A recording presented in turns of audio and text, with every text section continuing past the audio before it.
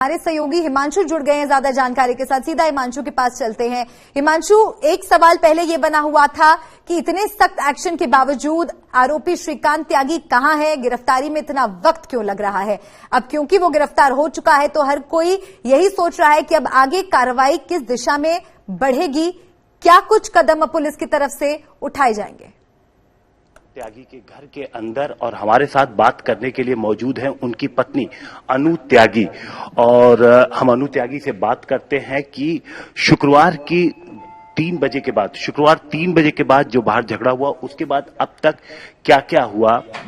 अनु जी, जिस वक्त ये झगड़ा हुआ शुक्रवार कितने बजे की बात है और आप कहां पर थी? मैं घर के ही अंदर थी। क्या हुआ था बाहर, अगर आपको पता चला?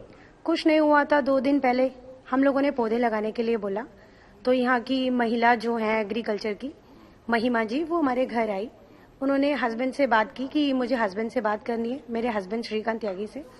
तो त्यागी जी को मैंने उनको बैठाया, वो मेरे ड्राइंग रूम में बैठी यहीं पर आकर।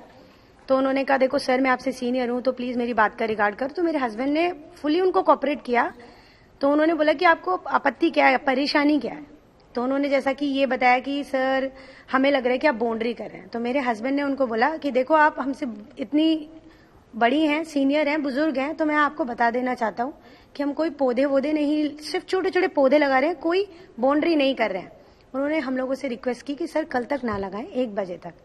तो मेरे हस्बैंड ने कहा इट्स ओके, हम नहीं लगाएंगे जब तक हमें कोई आपत्ति नहीं है। अगर आप लगाना चाहते हो तो आप लगाओ, हम तो सिर्फ पौधे लगा रहे हैं अपने घर के आगे, ब्यूटिफिकेशन ओनली, और हमें इससे कोई भी प्रॉब्लम नहीं कि वो आप लगाओ या हम लगाओ। उन्होंने कहा ठीक है। अगले नेक्स्ट डे 1 बजे तक का उन लोगों ने टाइम लिया। 1 बजे तक नहीं लगाया, 2 बजे तक एक माली हमने लगवाने लगा। इन लोगों के लोग काफी सारे समय तक आते रहे, बार बार आते रहे। तो मेरा मैनेजर सुरेंद्र यादव जो वहां खड़े हुए थे, जब सिक्योरिटी गार्ड आकर उनसे पूछताछ या कुछ बदतमीजी कर रहे थे तो हमने उनको बोला कि आप रुको, मैं आती हूँ। मैं बाहर गई हूँ, मैंने उन लोगों को देखा, वो बेचारे धूप में तप रहे थे। तो मैंने उनको यही बोला कि आप लोग इतना परेशान ना हो, क्यों आप लोग परेशान हो रहे हो यहाँ धूप में खड़े हुए? तो कहते हैं मैम हमारी तो ये जॉब है, हमें उनकी भी सुननी पड़ रही है, आपकी भी सुननी पड़ रही है। मैंने कहा नहीं, हम लोग आपको कुछ नहीं कह रहे। अगर आपको बैठना है तो आप आराम से छांव में बैठो, धूप में ना बैठो, परेशान ना हो। और हमको दिवकी मैम बाउंड्री कर रहे हैं कि बाउंड्री नहीं हो रही है, अगर आपको ऐसा कुछ है तो आप यहाँ बैठो। ये महिला जिन्होंने ये सब कुछ किया है, उन सब लोगों ने सिर्फ वो दिखाया है, सिर्फ एक पक्ष दिखाया है, दूसरा पक्ष नहीं दिखाया है जो उन्होंने दिखाना चाहा। आप खुद भी देख रहे होंगे, आप लोगों ने, सब लोगों ने, हमें तो रोका गया, वरना हम लोग तो आते। हमें पुलिस फोर्स ने, पुलिस कमिश्नर ने, सारी पुलिस फोर्स ने हमें रोका गया कि मीडिया को ना करें, हमें बंद करा गया कि हम अपनी बात ना कह सकें। कब से बंद? जब शुक्रवार की शाम जब पहली कंप्लेन होती है उसके बाद से लेकर के श्रीकांत त्यागी कहाँ रहे? आपसे क्या वो संपर्क में थे? आप किस कंडीशन में थे और क्या उन्होंने सरेंडर किया या अरेस्ट हुए? उन्होंने सरेंडर किया, वो अरेस्ट नहीं हुए। जैसा कि आप लोगों ने न्यूज में भी देखो, हमसे ज्यादा आप लोगों को पता है क्योंकि हमें तो बंद कर दिया गया था। हमारे पास उस दिन से आज तक हमारे फोन नहीं है, तो हमारे पास तो कोई न्यूज नहीं थी क्योंकि हमें तो थाने में बैठा दिया गया था।